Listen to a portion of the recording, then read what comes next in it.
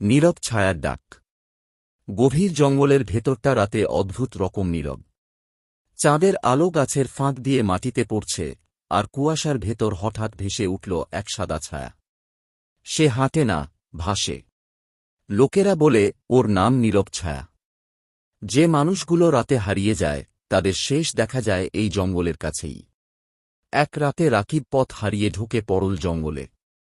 হঠাৎ সে অনুভব করল কেউ তাকে ডাকছে না, কিন্তু তবু যেন কেউ তাকে ডেকে নিচ্ছে।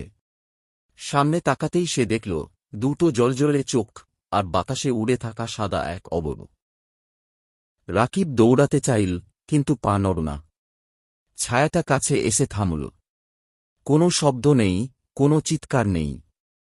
শুধু তার কানে ফিসফিস করে একটাই কথা ভেসে এল, ভয় পেও না, তুমি একা নও। পরদিন সকালে জঙ্গলের ধারে রাকিবকে পাওয়া গেল। সে বেঁচে আছে, কিন্তু আর কখনো কথা বলে না। আর রাতে জঙ্গলের ভেতর এখনো দেখা যায় আরেকটা নতুন নীরব ছায়া।